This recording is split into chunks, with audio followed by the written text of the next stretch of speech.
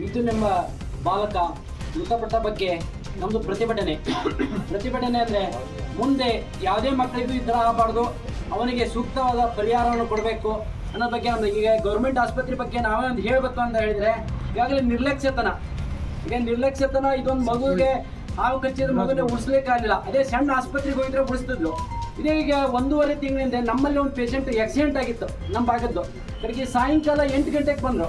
8 ಗಂಟೆಗೆ ಬಂದ ತಕ್ಷಣ ಡಾಕ್ಟ್ರು ದೂರಕ್ಕೆ ನೋಡಿದ್ರೆ ಇದಾಗಲ್ಲ, ಅರ್ಜೆಂಟ್ KMC ಹುಬ್ಳಿಗೆ ಹೋಗ್ಬೇಕು ಅಂತ ಹೇಳಿದ್ದು. ಆಮೇಲೆ ನಾನು ತಕ್ಷಣ ಕಡೆಗೆ ತಾಲೂಕಾ ವೈದ್ಯಾಧಿಕಾರಿ ಮಲ್ಕರ್ ಪಾಟೀಲ್ ಅವ್ರಿಗೆ ಫೋನ್ ಮಾಡಿದೆ.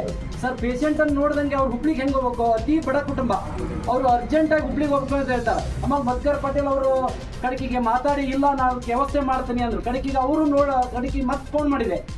ಇಲ್ಲ, ಅದು ಕಣ್ಣಿಗೆ ಬಿದ್ದಿರೋದ್ರಿಂದ ಅವರು ಹುಬ್ಳಿಗೆ ಹೋಗ್ಬೇಕು ಅಂತ ಹೇಳಿದರು. ಆಮೇಲೆ ತಕ್ಷಣ ಸಿಬ್ಬಂದಿ ಕಡೆಗೆ ಅವ ಕೂಲಿಕಾರಾಗಿದ್ದ ಕಡೆಗೆ ಯಾವುದೋ ಒಂದು ಗಾಡಿ ಮಾಡ್ಕೊಂಡು ಅರ್ಜೆಂಟ್ ಹುಬ್ಳಿ KMCಗೆ ಹೋದ್ರು. KMCಗೆ ಹೋಗಿ ನೋಡಿದ್ರೆ ಕಣ್ಣಿಗೆ ಏನೂ ತಾಕಿಲ್ಲ, ಕಣ್ಣಿಂದ ಕೆಳಗೆ ತೆರಚಿದ ಗಾಯ. ಇವ್ರು ನೋಡ್ಲಾರ್ದನ ಅಲ್ಲಿ ಕಳಿಸ್ಕೊಟ್ರು.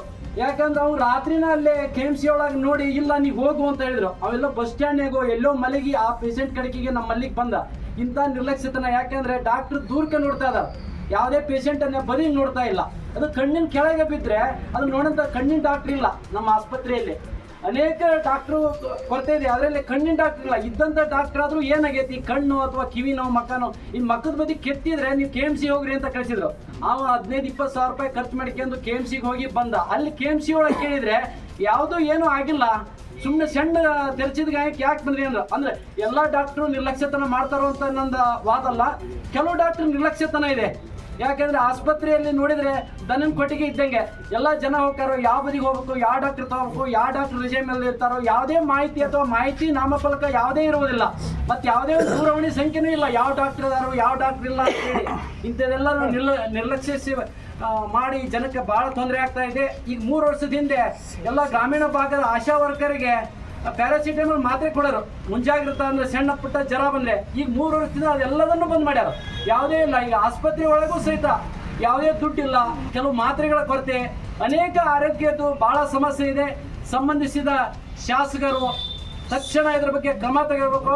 ಒಂದು ವೇಳೆ ಇದೇ ಪರಿಸ್ಥಿತಿ ಮುಂದುವರೆದರೆ ನಾವೆಲ್ಲರೂ ಸೇರಿ ಉಗ್ರವಾದ ಪ್ರತಿಭಟನೆಯನ್ನು ಮಾಡಬೇಕಾಗ್ತದೆ.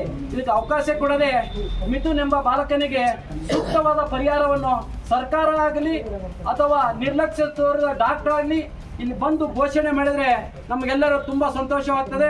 25 ಲಕ್ಷ ರೂಪಾಯಿಯನ್ನು ಘೋಷಣೆಯನ್ನು ಮಾಡ್ತೀರಿ ಎಂದು ಈ ಮೂಲಕ ನನಗೆ ಮಾತಾಡಕೊಟ್ಟ ಎಲ್ಲರಿಗೂ, ಪ್ರಮುಖರಿಗೂ ಹಾಗೂ ಮಾಧ್ಯಮದವರಿಗೂ, ಪೊಲೀಸ್ ಇಲಾಖೆಯವರಿಗೂ ವಂದಿಸುತ್ತಾ ನನ್ನ 2 ಮಾತಿಗೆ ವಿರಾಮ ಹೇಳ್ತಾ ಇದ್ದೀನಿ.